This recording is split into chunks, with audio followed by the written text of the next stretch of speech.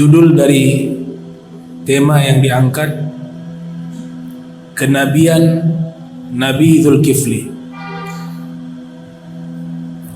Nabi Dzulkifli, ada sebagian sejarawan meyakini bahwa beliau adalah seorang nabi. Namun sebagian lainnya berpendapat Nabi Dzulkifli bukan seorang nabi, tapi seorang soleh, seorang wali. Di dalam Al-Quran, Allah hanya menyebut nama beliau, tidak menceritakan perjalanan hidupnya. Makanya sedikit sekali riwayat yang sampai kepada kita. Di dalam Al-Quran tidak dijelaskan secara spesifik tentang sosok Nabi Dzulkifli. Demikian juga di dalam hadis tidak terdapat riwayat-riwayat yang banyak menjelaskan tentang sosok Nabi Dzulkifli. Diteliti oleh ulama, Allah Ta'ala menyebut nama Dzulkifli di dalam Al-Quranil Karim itu hanya 2 kali. Di surat Al-Anbiya disebut 1 kali, kemudian di surat Shad disebut 1 kali. Jadi hanya 2 kali nama beliau, nama Dzulkifli itu disebut di dalam Al-Quran. Di antaranya tadi dinyatakan di surat Al-Anbiya, Allah Ta'ala berfirman, wa qala Allah Ta'ala wa Ismaila wa Idrisa wa Dzulkifli kullun minas sabirin wa adkhalnahum fi rahmatina innahum minas solihin. Nabi Ismail, Nabi Idris jelas nabi. Wa Dzulkifli, dan Dzulkifli, kullun, seluruh mereka, minas sabirin, termasuk orang-orang yang bersabar. Wa adkhalnahum fi rahmatina, dan kami telah memasukkan mereka di dalam rahmat kami, di dalam kasih sayang kami. Sesungguhnya mereka minas solihin, termasuk orang-orang yang soleh. Jadi nama beliau digandengkan dengan nama Nabi Ismail dan Nabi Idris. Tidak dilafatkan beliau seorang nabi. Kalau itu yang dilafatkan atau difirmankan di dalam Al-Quran, beliau adalah seorang nabi, sebagaimana Nabi Idris disebut kana nabiya. Nabi Idris adalah nabi. Nabi Ismail nabi. Nah, Nabi Dzulkifli tidak ada penyebutan secara sharih beliau seorang nabi. Karena sebab itulah terjadi perbedaan pendapat. Ada yang meyakini beliau seorang nabi, dan juga ada yang meyakini beliau bukan seorang nabi tapi seorang wali, seorang yang soleh.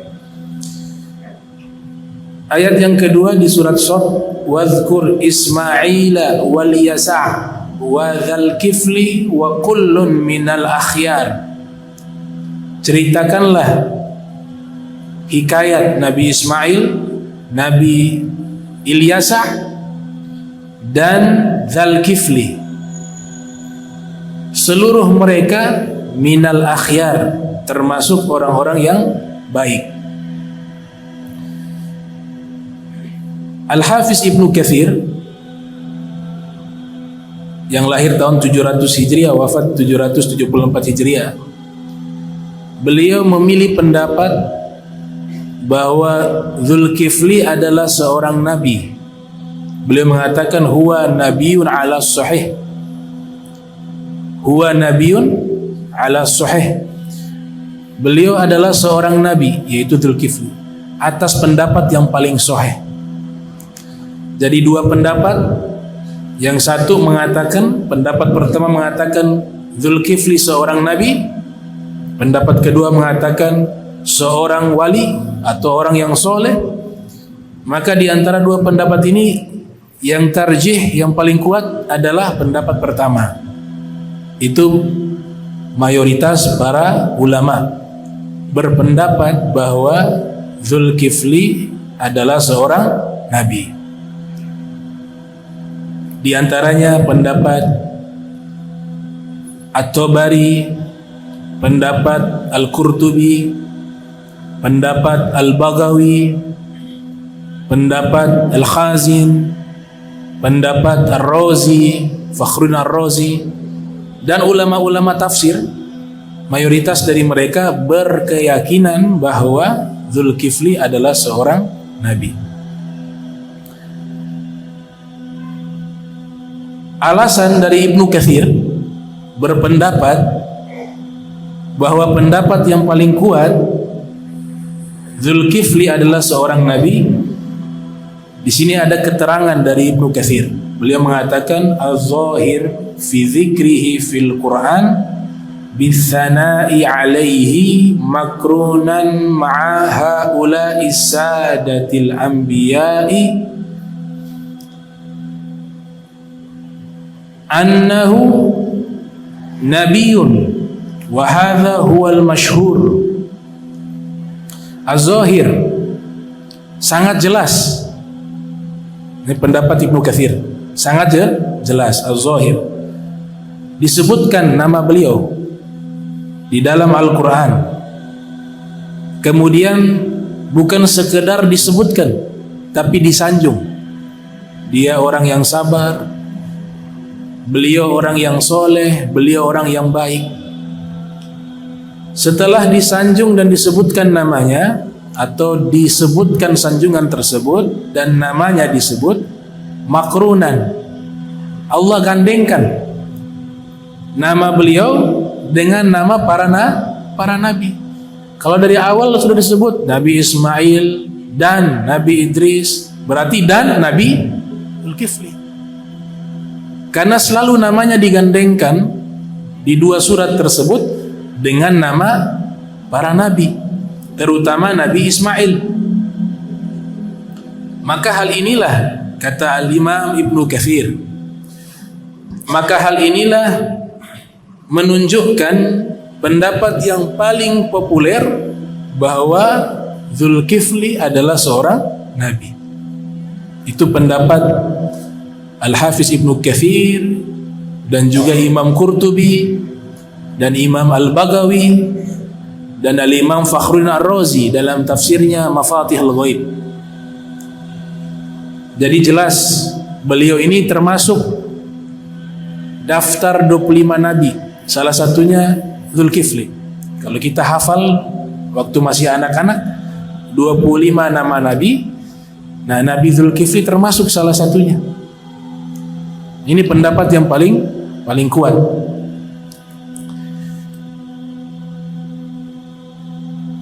Kemudian dikatakan amma da'watuhu wa risalatuhu wal qaumul ladzina ursila ilaihim falam yata'arrad al-Qur'anu li syai'in min dzalik la bil ijmali wala bitafsili. Adapun dakwah beliau dan menyampaikan risalah beliau kepada kaumnya, ini juga terjadi perbedaan pendapat. Beliau diutus di mana? Terjadi perbedaan pendapat. Ada yang mengatakan, dan ini pendapat yang sering dikutip oleh para muarrikhun, diutus kepada kaum Amari atau Amari namanya, kaum Amari yang ada di Damaskus. Di situ beliau diutus. Sebagian ulama mengatakan beliau adalah nabi yang diutus kepada bangsa Romawi. Maka mereka berpendapat bahwa banyaknya riwayat yang menyatakan beliau diutus. Ada yang mengatakan di Palestina, ada yang menyatakan di Iran, ada yang menyatakan di Irak, ada yang mengatakan di Rum, di Damaskus. Dari sekian pendapat ini, yang populer di Damaskus, di Suriah.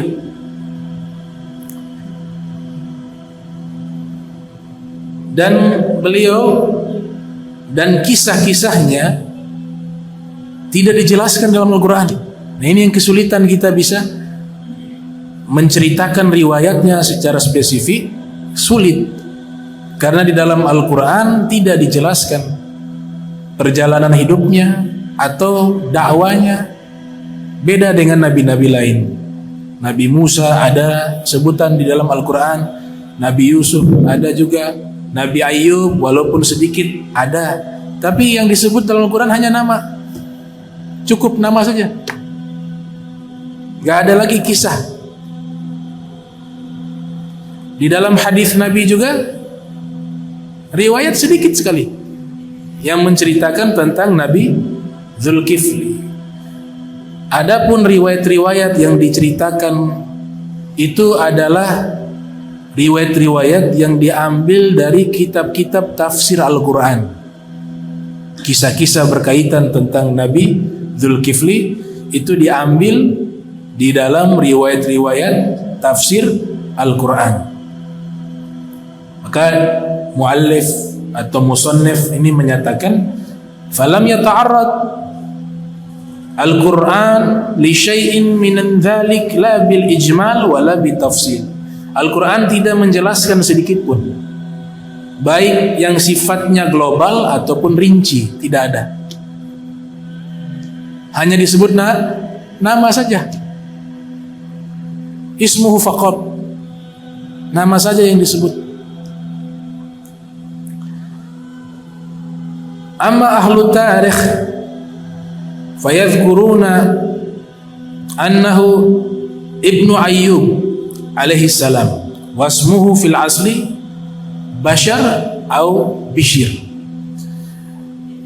Nah, ulama-ulama ahli sejarah mereka menyebutkan bahwa Nabi Zulkifli ini adalah putranya Nabi Ayyub. Putranya Nabi Ayyub. Kita sudah membahas pertemuan yang lalu-lalu tentang Nabi Ayyub. Nabi Ayyub diberikan ujian oleh Allah Subhanahu wa taala. Anak-anaknya itu seluruhnya wafat.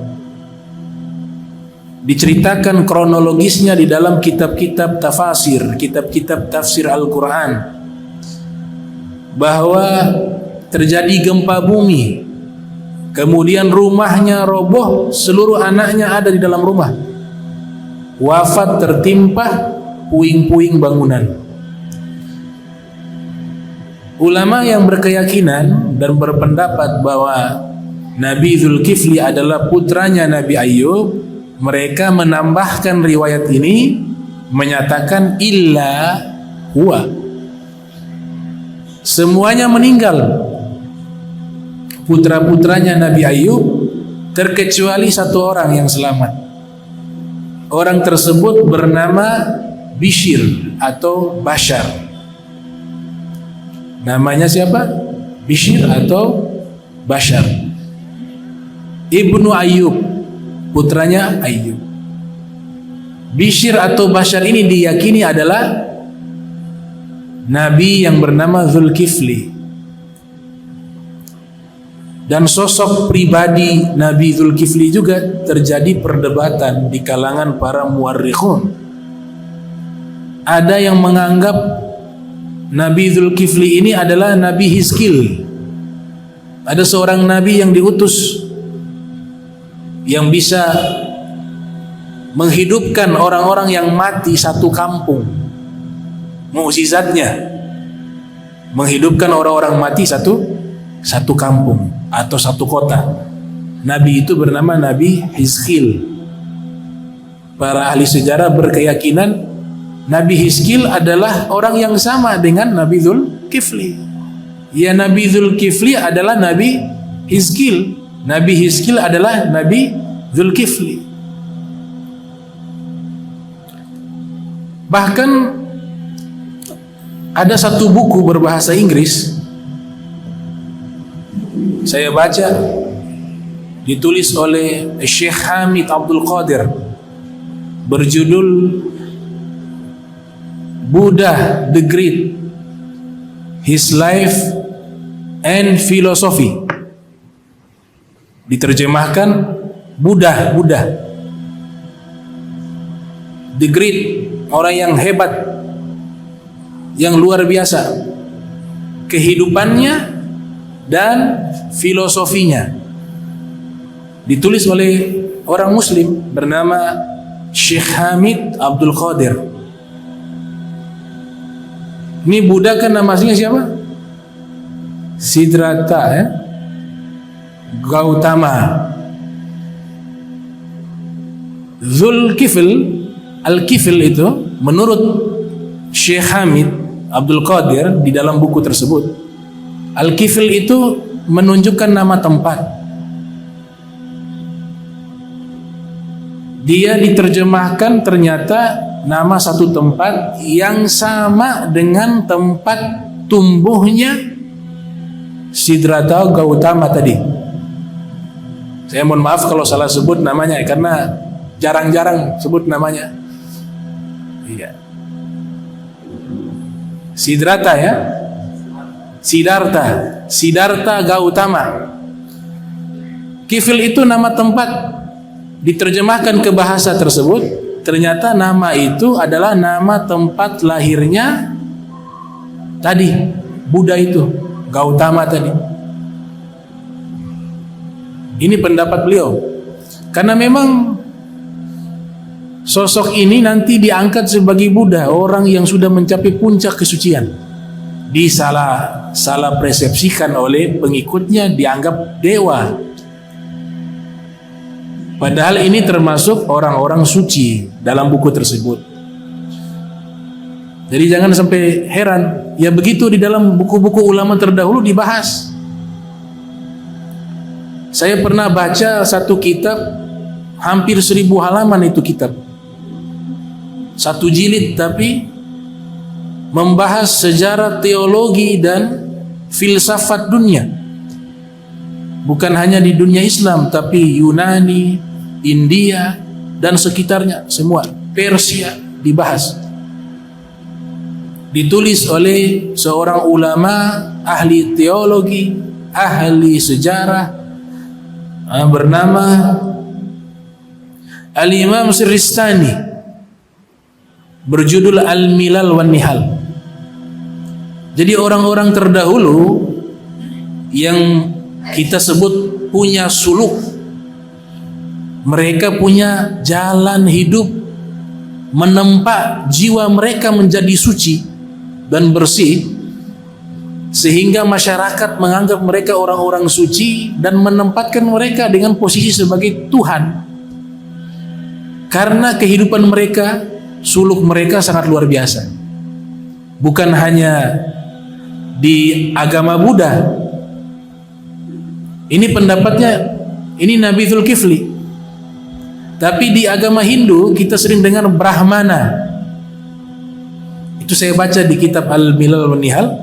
Brahmana itu seorang wali min auliyaillah. Hidupnya puasa, ibadah, tirakat, suluk, tidak melakukan dosa, berbuat baik kepada manusia, bijaksana, sampai disucikan jiwanya, diangkat magomnya, dianggap sebagai dewa. Tapi Imam Siristani mengatakan kana min solihin atau kana min auliyaillah. Brahmana itu adalah orang soleh atau seorang wali. Sama dengan Buddha tadi, Gautama tadi, sama. Ini pendapat bisa diterima, bisa ditolak karena sifatnya apa? Sifatnya subjektif, sejarah, dan tidak disebutkan di dalam Al-Quran gitu. Tapi ada di dalam kitab-kitab ulama terdahulu. Faham ya insyaallah. Nah, Zulkifl itu julukan. Dia adalah julukan, bukan nama. Ada yang berpendapat itu nama, tapi saya cenderung mengikuti pendapat Dzulkifli adalah julukan. Di dalam ilmu nahu ada yang disebut asmaul khamsah. Al asmaul khamsah, isim-isim yang 5. Abuka, akhuka, hamuka, wafuka, wadzumalin. Itu biasa kalau ilmu nahu ada itu bab namanya isim-isim yang 5. Abuka, akhuka, hamuka, wafuka, wadzumalin. Abuka bapakmu, akhuka saudaramu, hamuka iparmu atau mertuamu, wafuka mulutmu, wadzumalin dan orang yang memiliki harta. Kata zu bisa dibaca zu, bisa dibaca za, bisa dibaca zi. Kalau dia marfu dibaca zu. Jikalau dia nasab dibaca za. Jikalau dia majrur dibaca zi. Dia berubah sesuai uslub posisi di dalam susunan kalimat bahasa Arab. Nah, Dzulkifli artinya zu yang memiliki, dia asmaul khamsah. Zu artinya orang yang memiliki. Dan ini juga ada yang disebut di dalam Al-Quran, disebut Dzunun. Siapa Dzunun? Nabi Yunus. Juga disebut di dalam Al-Quran Dzulqarnain. Itu semua julukan. Saya ingin menggiring opini kita bahwa ini adalah julukan, karena ketika Allah sebut Dzulqarnain itu julukan. Allah sebut Dzunun itu julukan. Berarti Dzulkifli juga julukan. Karena Dzulqarnain itu bukan nama. Kalau Imam Ghazali menyebutkan namanya Jabal bin Su'bah. Imam Ghazali sebutkan nama asli Dzulqarnain Jabal bin Su'bah, gunung putranya susah. Kalau diterjemahkan ke dalam bahasa Indonesia, Jabal artinya gunung, bin artinya anak laki-laki, Su'bah susah. Al-Qarnain artinya dua tanduk. Jadi beliau adalah orang yang memiliki dua tanduk. Ada riwayat, walaupun butuh penelitian khusus apakah riwayat ini kuat atau lemah, tapi untuk hikayat-hikayat sebagian ulama memasukkan di dalam kitab-kitab sejarah mereka. Disebut beliau dengan Dzulqarnain, orang yang memiliki dua tanduk. Jadi arti zu itu artinya memiliki, yang punya, memiliki atau yang punya. Dia memiliki dua tanduk karena ia terlahir dari pernikahan beda alam antara jin dan manusia. Saya lupa tepatnya ibunya jin atau bapaknya yang manusia atau terbalik. Tapi di riwayat ini dinyatakan ia terlahir dari pasangan yang berbeda alam, bangsa jin dan manusia. Dan itu di dalam kitab fikih dibahas. Padahal fikih itu ilmiah, tapi masalah ini dibahas karena dia terlahir dari dua jenis makhluk yang berbeda, dari jin dan manusia. Maka dia terlahir tidak berwujud seperti kita manusia. Secara fisik memang mirip manusia, tapi di kepalanya itu ada dua tanduk. Di kepalanya ada dua tanduk. Karena dia hidup di tengah-tengah manusia dan kelak menjadi seorang raja yang menguasai timur dan barat, maka dia menutup tanduknya dengan kain. Disitulah awal sejarah imamah. Orang pertama yang menggunakan imamah adalah Dzulqarnain. Sebenarnya tujuan utama menutup tanduknya. Itu makna pertama, Zulkarnain orang yang memiliki dua tanduk. Makna kedua, yang memiliki dua masa, 2 abad, karena umurnya panjang, berabad-abad. Pendapat ketiga, ini pendapat yang lebih populer, yang ketiga ini. Al-Qarnain itu artinya 2 tanduk dengan bahasa kiasan. Dia menguasai timur dan barat. Orang yang menguasai timur dan barat. Nah, ini julukan Dzulqarnain. Zunun juga julukan. Zunun itu adalah Nabi Yunus bin Matta. Maka Dzulkifli juga adalah julukan. Disebutkan namanya Bishr atau Bashar. Lantas apa arti daripada Dzulkifli? Juga banyak terjadi perbedaan pendapat. Ada yang berpendapat dia atau beliau sangat kuat di dalam menanggung beban ibadah dan ketaatan. Malam tidak pernah tidur, beliau sholat 1000 sholat. Kemudian siangnya berpuasa. Sampai menjelang waktu berbuka, beliau kerja sebagai hakim, sebagai raja yang adil. Ini beban yang beliau pikul sehari-hari, maka disebut Dzulkifli, orang yang memiliki beban di dalam melaksanakan ketaatan kepada Allah Ta'ala. Pendapat kedua,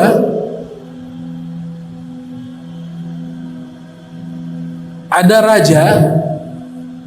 Di sini disebutkan oleh Ibnu Jarir At-Tabari dan Abu Hatim di dalam tafsirnya, raja seorang nabi namanya Ilyasa.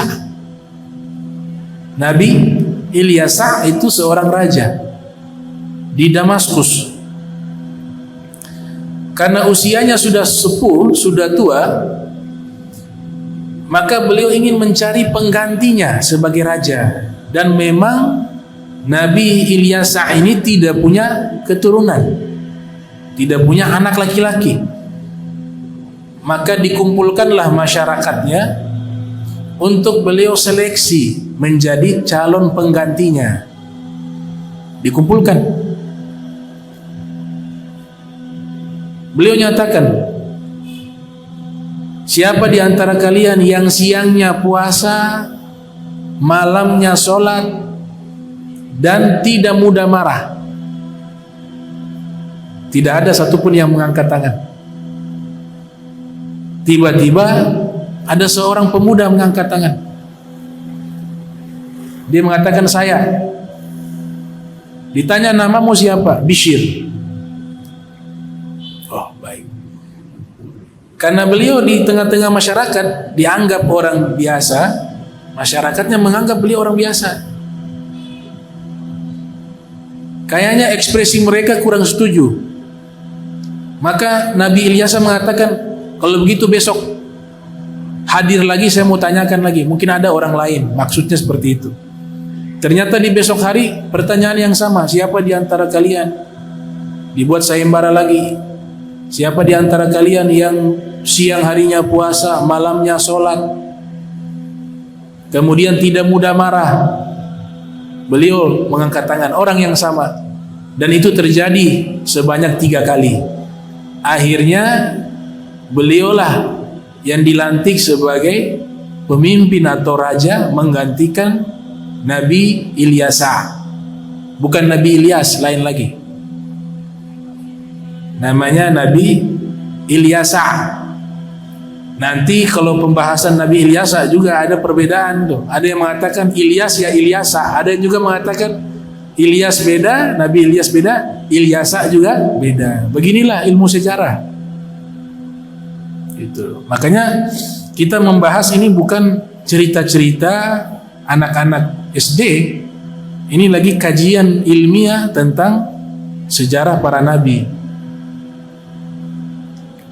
Kalau buku-buku yang ada, terjemahan-terjemahan, tidak semuanya itu informasi yang benar. Ada yang keliru, ada yang benar. Tapi ini kajian coba menggiring pemahaman kita secara mendalam tentang sejarah-sejarah para nabi. Dan kami pelajari lebih dari 30-40 nabi, sejarah-sejarahnya. Nah, karena beliau yang terpilih, maka disebut Zulkifli, orang yang memikul beban tersebut, atau orang yang pantas menggantikan posisi raja seorang nabi bernama Ilyasa, maka disebut dengan Zulkifli. Sang raja meninggal, beliau memimpin dengan sangat adil. Bisa bayangkan seorang nabi malam tidak pernah tidur, tidak pernah tidur malam. Beliau isi dengan solat. Kana yusolli alfa solah kulla lailin. Aktivitas beliau setiap malam tidak tidur, tapi beliau solat 1000 solat. Tidak disebut 1000 rakaat. Saya nggak tahu nih syariat mereka solatnya model apa. Kata wallahu a'lam bishawab. Disebut 1000 solat. Yang pasti itu sepanjang malam. Dan di siang hari tidak pernah dalam keadaan tidak berpuasa. Setiap harinya puasa. Namanya saumu dahr. Namanya saumu ad-dahr. Puasa seumur hidup.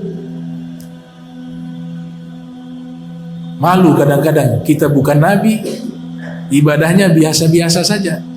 Padahal mereka ismah wa ma'sum, dijaga oleh Allah, tidak punya salah, tidak punya dosa, ibadahnya luar biasa, dijamin surga, kekasihnya Allah, manusia pilihan, tapi ibadahnya paling hebat. Dan beliau punya sifat disebutkan dalam Al-Quran. Di sini ada 3 poin dari sifat beliau: soleh, sobir, khair. Beliau orang yang soleh, sabar. Jadi karakter beliau tidak pernah marah, tidak pernah punya sifat marah. La taghdab. Nabi katakan jangan marah. Faraddada miraran la taghdab. Nabi ulang-ulang 3 kali. Jangan marah, jangan marah, jangan marah. Nah, beliau tidurnya kapan? Siang. Tidur siang itu sunnah, namanya qailulah. Namanya al-qailulah. Hampir semua para nabi mereka tidur siang, tapi malamnya ibadah, gak tidur-tidur. Bukan sudah tidur malamnya 8 jam, tidur siangnya 4 jam, malamnya kosong gak sholat tahajud. Bukan itu. Mereka tidur siang niatnya agar kuat bangun malam. Tidur yang seperti itu ibadah. Nabi kita Muhammad SAW juga melakukan qailulah, namanya tidur siang sesaat. Sesaat ya, bukan lewat asar. Sesaat, sebentar. Imam Ghazali mengatakan al-qailulah bila qiyamil laili kas-sahur bila siyami bin nahar. Orang yang tidur siang tapi tidak sholat malam bagaikan orang yang sahur tapi tidak puasa di siang hari. Sama, beda-beda tipis. Jadi beliau gunakan waktu tidur siang, istirahatnya sedikit, sebentar. Siang qailulah sedikit, tidur siang qailulah itu tidur siang yang sedikit sekali. Iblis memerintahkan anak buahnya, coba goda ini Zulkifli. Dia tidak punya salah, tidak punya kesalahan, tidak, semuanya daftar kehidupannya baik. Ganggu dia. Mereka coba menggoda, gak bisa. Lewat untuk menghalangi ibadah, gak bisa. Membisikkan maksiat, tidak bisa. Dijaga oleh Allah. Satu pintu. Coba buat dia marah 1 kali. Jadi visi misinya iblis dengan syaitan kepada Nabi Zulkifli, buat dia marah 1 kali, karena seumur hidup tidak pernah marah. Itu bagi dia 1 dosa tuh. Emosi satu kali. Subhanallah. Anak buahnya iblis menyerah, angkat tangan. Sudah coba gagal, gak bisa. Iblis mengatakan kalau itu saya turun tangan langsung. Bosnya yang turun tangan. Makanya saya bilang syaitan itu dia punya itu kelas-kelas. Ada elit, ada amatir. Kalau kita ini iblis gak perlu turun tangan. Ngasih tuh syaitan-syaitan yang amatir sudah bisa goda kita. Tapi kalau menghadapi Nabi harus yang bosnya langsung. Jadi disebutkan dalam riwayat iblis turun tangan. Bukan goda untuk maksiat, bukan. Karena sudah tertutup pintu itu. Tapi buat dia marah. Iblis menyamar jadi syekhun kabirun, orang tua yang miskin. Iblis sudah buat analisa dan juga penelitian khusus. Kalau Nabi Dzulkifli ini punya waktu istirahat di waktu siang. Makanya paling gampang buat orang emosi itu lagi tidur, lagi susah tidur, pas dia tidur kasih bangun dia. Itu pasti dia marah. Nah, datang ini iblis pas di waktu tidurnya Nabi Dzulkifli, dipersilakan masuk, diketok pintu. Keluarganya Nabi Dzulkifli mengatakan lagi tidur. Ini orang tua ini mengatakan ini ada urusan penting, saya mau ketemu sekarang. Dibangunkan beliau. Ya, ada butuh apa? Diceritakan. Saya punya masalah begini, saya dizolimi. Ini cerita panjang lebar. Sampai waktu tuh habis untuk istirahat. Kata Nabi Dzulkifli, wahai bapak, nanti tunggu waktu sore datang di majelis saya. Nanti saya putuskan hukum tersebut. Tapi saya mohon jangan datang di waktu siang seperti ini. Sebentar sudah. Ini saya punya waktu istirahat hanya ini. Karena malam saya mau ibadah. Sebentar sore ketemu saya di majelis saya. Baik, ternyata tiba waktu sore, Nabi Dzulkifli menunggu tidak datang-datang. Mana itu bapak tua tadi? Ini riwayat juga kalau kita studi kritis. Memang tidak bisa ambil mentah-mentah, tapi ini sekedar hikayat karena memang riwayatnya sedikit. Sini kan nanti perbedaan pendapat para sejarawan tentang riwayat ini. Tapi kita ambil hikmahnya saja di kisah ini. Besok datang lagi. Beliau ibadah tengah malam, mulai kepayahan, gak tidur siang tadi. Sudah ganggu jadwalnya. Nah, ini juga ilmu bagi kita kalau mau bertamu ke rumah orang-orang alim, orang-orang ahli ibadah, tanya dulu. Jangan lupa waktu istirahat tahu-taunya. Karena dia punya jadwalnya kan beda. Malamnya dia tidak tidur, pagi, siang tidur. Pagi juga kadang-kadang tidur. Terbalik. Jangan pakai jadwalnya kita. Kita malamnya tidur enak. Wah. Terus tamunya ke rumah ulama pagi. Itu harus tahu itu. Ini sama kayak begini. Bukan sama kayak iblis, bukan ya. Maksudnya sama seperti Nabi Dzulkifli lagi tidur, iblisnya datang di waktu tidur siangnya. Datang lagi ternyata kedua kali di waktu siang. Saya pengen ketemu Nabi Dzulkifli, ini ada urusan penting. Dipertemukan lagi, beliau bangun lagi dari tidur. Sudah lemah karena sudah kurang tidur. Dikatakan saya punya masalah begini nih. Cerita lagi panjang lebar lagi, sengaja melamakan waktu. Nabi Dzulkifli dengarkan, ini cerita sama kayak kemarin juga. Sudah bapak datang sore saya putuskan. Saya putuskan tuh kasusnya bapak ini di waktu sore. Baik, pergi lagi. Itu iblis heran, dia gak marah, tidak terganggu emosinya. Ini juga ada hikmah. Kalau mau buat orang emosi, buat dia kurang tidur. Kurang tidur akan emosi. Sesabar-sabarnya orang kalau tidurnya kurang, tetap dia akan punya emosi terganggu. Itu secara psikis. Ternyata iblis ini ahli psikologi juga. Dia tahu cara buat orang marah. Wah, masya Allah. Hari ketiga datang lagi. Di sore hari Nabi Zulkifli menunggu, tidak datang juga. Mulai, ini mana ini Bapak? Ini besok dia datang lagi, celaka. Sudah 2 hari tidak tidur. Tidak tidur 2 hari. Malamnya tetap ibadah, gak libur. Itu orang hebat tuh.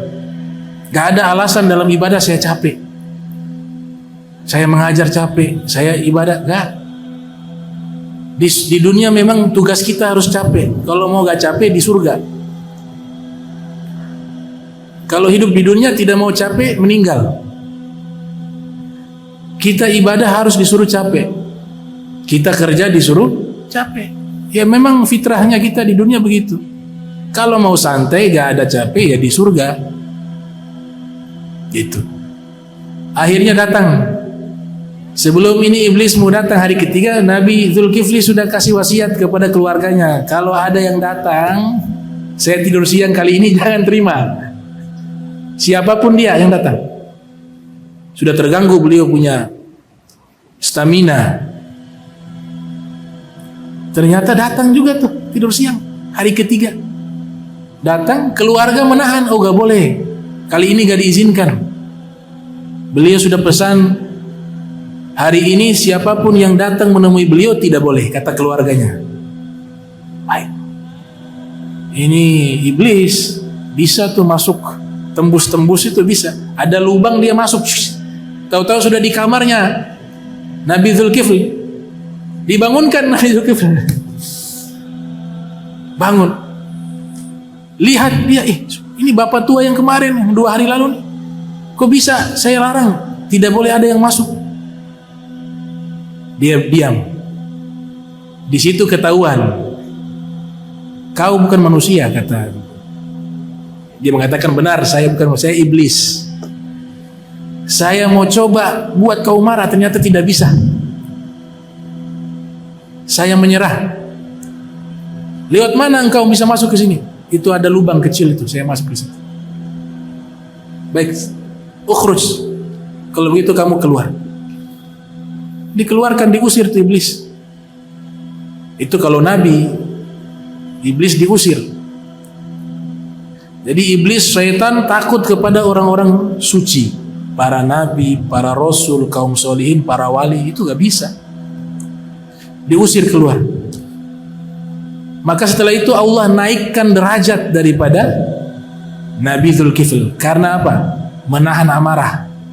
Jadi orang kalau mampu menahan amarah, itu dia sedang mengangkat derajatnya di mata Allah, di sisi Allah.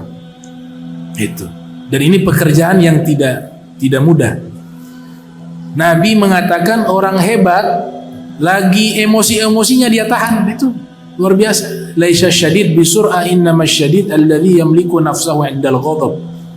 Orang yang jagoan itu bukan yang jago berkelahi, jago gulat, tapi lagi puncak emosi dia bisa kendalikan itu. Wal kadhiminal ghaidha. Orang-orang hebat yang mampu menahan amarahnya. Jadi sahabat-sahabat Nabi, ahlul bait Nabi, mereka ketika berjihad, lagi perang, itu sudah ditempa oleh Nabi. Pendidikan apa? Lagi perang jangan emosi. Model bagaimana tuh lagi perang? Jangan emosi. Itu hanya ada model daripada pahlawan-pahlawan kaum muslimin.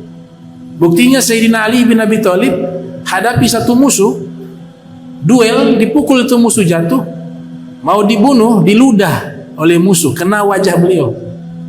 Beliau tinggalkan itu musuh. Wajah beliau berubah merah ketika diludah. Tapi justru ketika wajah beliau merah, mulai muncul emosi, beliau tinggalkan. Tidak membunuh itu musuh. Ini musuh heran. Dia kejar Sayyidina Ali bin Abi Thalib. Kenapa kau tidak membunuhku? Aku sudah kalah tadi dalam duel. Kata Sayyidina Ali, pertama tadi saya berperang dengan kalian dan dirimu itu semata-mata untuk membela al-haq, kebenaran, dan mengangkat kalimat Allah. Tidak ada emosi sama sekali. Ibadah al-jihad fisabilillah. Tapi ketika engkau meludah wajahku, terpancing amarahku, emosiku, maka aku tidak mau membunuh berdasarkan emosi, karena emosi itu sumbernya dari syaitan. Maka aku tinggalkan dirimu. Itu ilmu yang diajarkan oleh Nabi kita Muhammad sallallahu alaihi wasallam. Tapi jangan sampai lagi perang senyum-senyum kan? Itu gila. Itu orang gila. Imam Syafi'i mengatakan ketika memang sudah marah, ekspresi marah ya sewajarnya. Jangan lagi marah tertawa. Manistugdiba falam yaqda fahuwa himar wa manisturdiya falam yarda fahuwa syaitan, kata Imam Syafi'i. Orang yang memang waktunya memang harus marah dalam kebenaran ya, harus ekspresi marah. Kalau dia tidak punya sifat marah, dia seperti himar. Kata siapa? Imam Syafi'i. Keledai dipukul senyum, dipukul, digeser ke sana, ya begitu ekspresinya, gak berubah. Orang yang dapat kenikmatan harus senang, kalau gak senang dia syaitan, harus syukur dan senang.